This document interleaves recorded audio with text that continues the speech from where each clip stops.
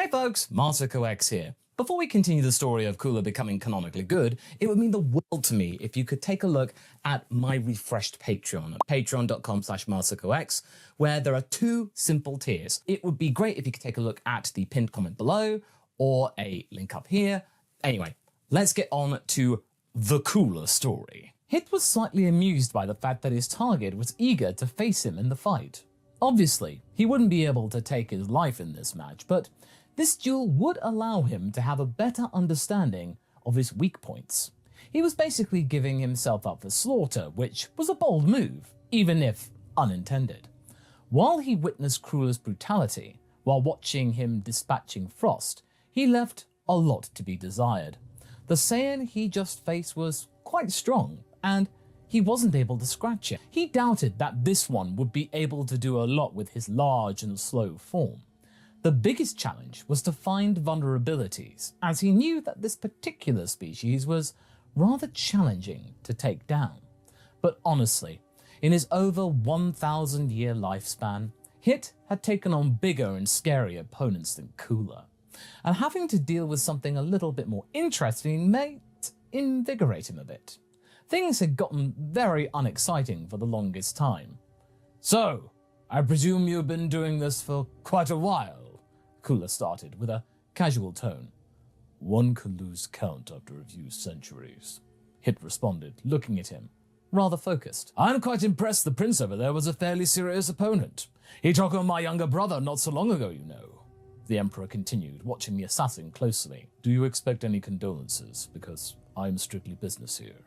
"No, not really," Cooler shrugged. "We weren't exactly close, and my brother was, well, about as sneaky as this thing." He nodded in the general direction of Frost, who was still busy licking his wounds. "Just a lot more formidable at being able to at least put up some fight where his mouth was." This resulted in the Universe 6's Emperor gritting his teeth, but choosing to say nothing. This insult caused the corner of Hit's mouth to raise slightly. He did respect Cooler's bravado. "I just respect the power that you're able to bring to the table," the ruler of the 7th continued. "And I am intrigued to challenge you, as most of my experience has been with people from my own universe. Some of the better ones I got on Earth. Do you have that one in yours?" He tilted his head. "Get over the fight already!" Champa was getting very irritated, but both Hit and Cooler were busy ignoring him, just giving the destroyer a bit of the stink eye. "We used to, but the people over there were so short-sighted that they destroyed themselves and the planet in a conflict. It was very unremarkable. Well, I suppose that ours was more lucky. Also, while I do not want any condolences, I offer mine for having to deal with that." Cooler lowered his voice whilst giving a quick glance towards Champa. "I think I like my god of destruction more." This caused Beerus to snicker a little bit. "The quicker I'm done with you, the quicker I can return to my life," Hit said. "Let's get on with it." He went into a battle pose and made a lightning-fast attack in order to prompt Cooler to move. This kind of off-balanced the Emperor a little, but not enough to make him fall. He decided to go into his 5th form right away, to up his defensive capabilities. Still, he wasn't able to strike the assassin, as he was always evading him, 1/10 of a second approximately. Cooler allowed Hit to have this advantage before getting into his 6th form, where he decided to go for an even more chaotic flurry of blows. He was slowly beginning to realize that the assassin was merely testing him out, probing for his weak points, and at that moment, it was only a matter of time before he would find one. But the thing was that the Emperor of Universe 7 had been around Son Goku for quite a while now, and he had managed to pick up a trick or two. For example, one of the most important things was to make your opponent talk. He continued their conversation thusly. "Impressive! A less perceptive opponent would think that you are actually stopping time, but I am quite sure that that is not what is happening, is it? It must have taken you many, many years to get that right. Color me intrigued."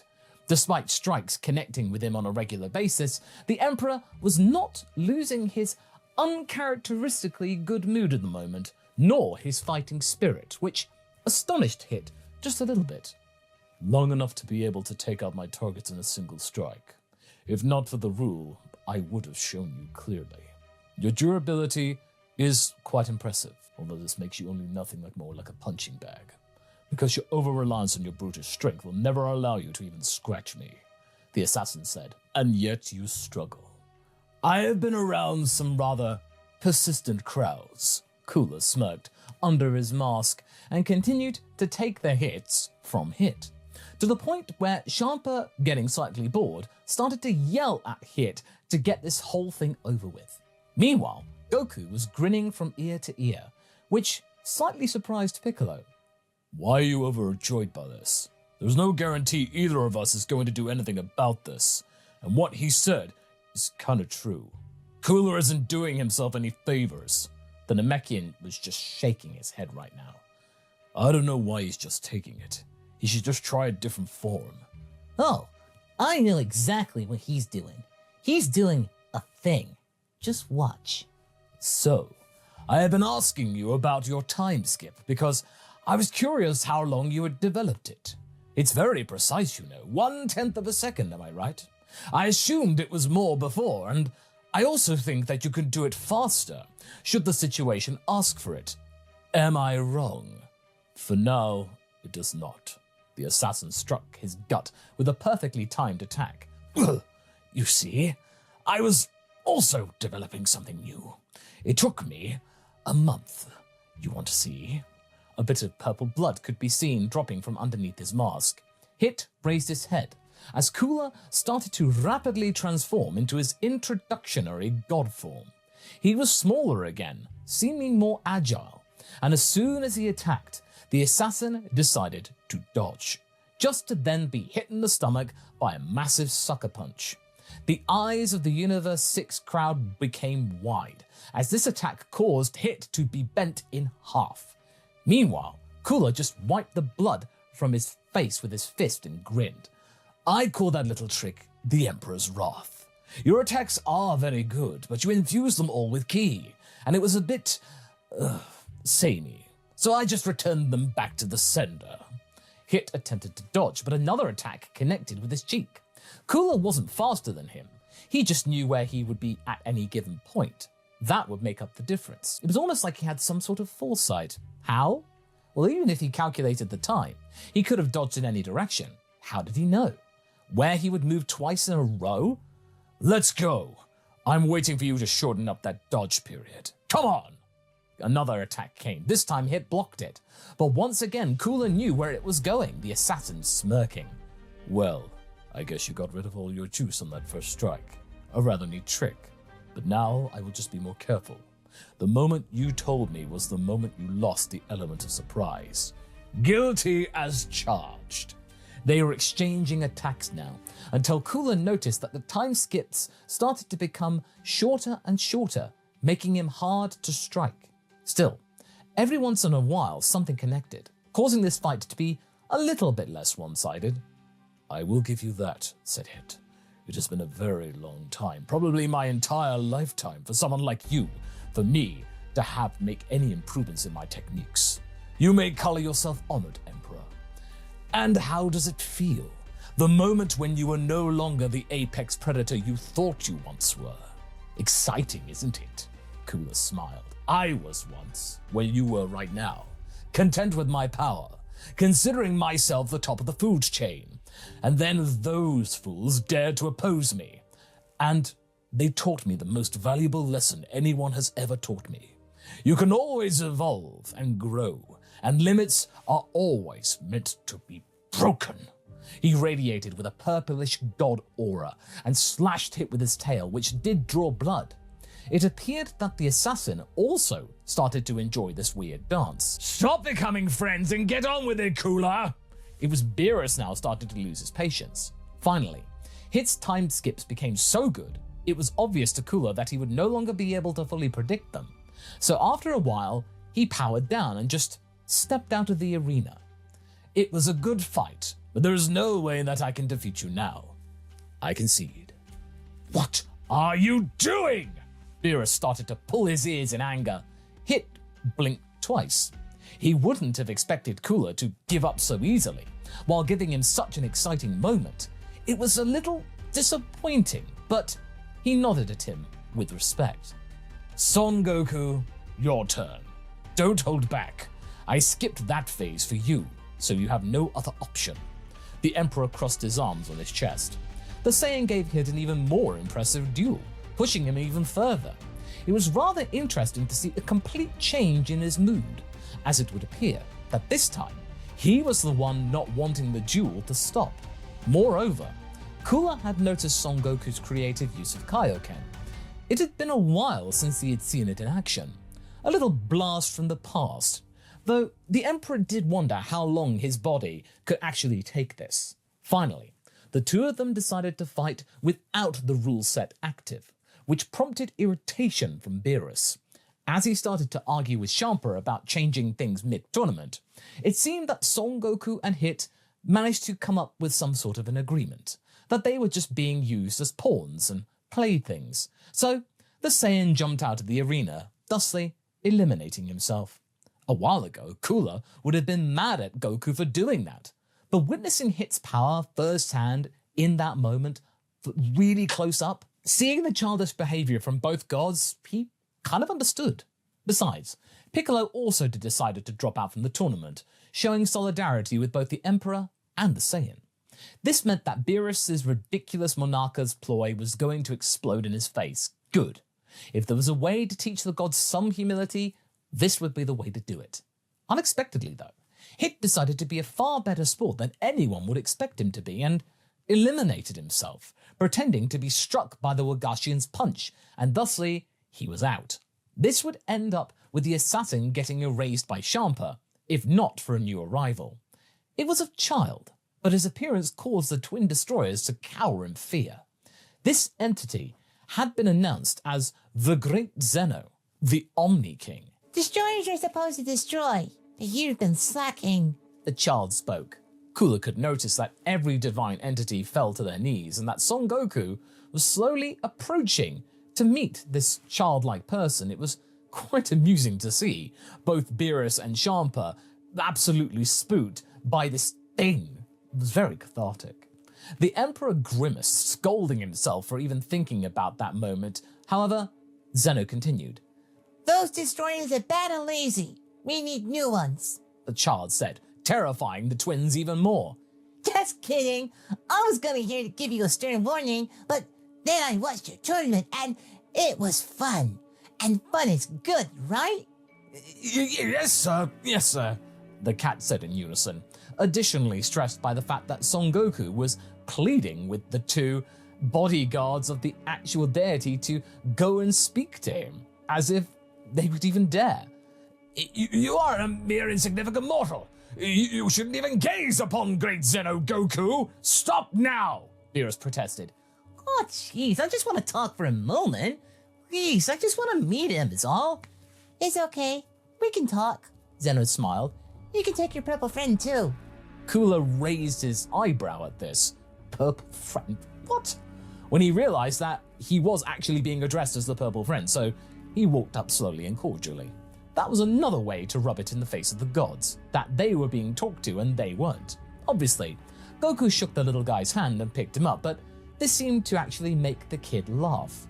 The Emperor was wondering then how much of this form, this entity, was genuine and how much of this was an act. Much like his own species, who hid their true power underneath forms, this would be the greatest joke of the universe if it turned out to have been governed by the face of a kid. He's pretty funny, but strong. You're more serious, but also strong, right? Yes, that he is, Your Highness. Some people are funnier if others are serious. You're wise. I like you as well. And strong. I want to see you all fight again someday. Maybe we could make that tournament Goku was talking about. That would be great. Huh, really? Count me in, if the time comes then. Cooler then bowed his head politely and glanced over the two pale destroyer gods. Luckily, the great Zeno just left abruptly, as abruptly actually as he arrived.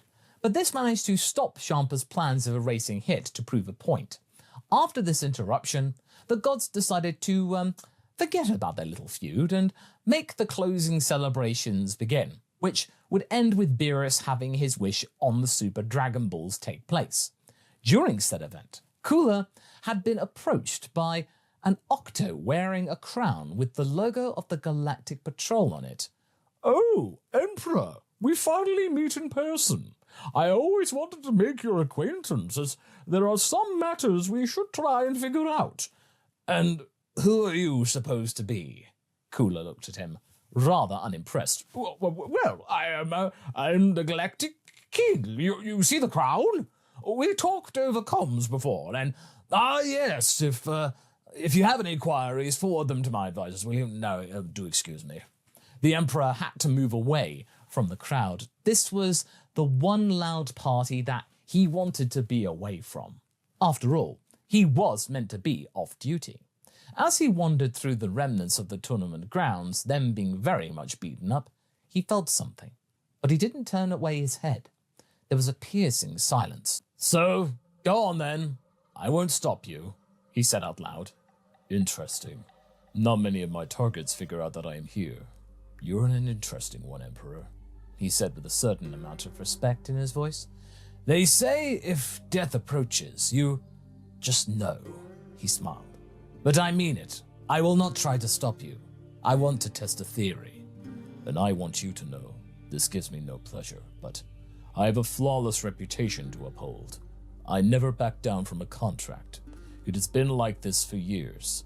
It is what has been my constant improvement." "I understand," Kula nodded.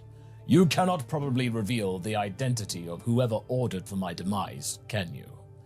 "Protecting my client's identity is part of my code of honor, so no," he nodded slowly. "And I understand that. I respect that even.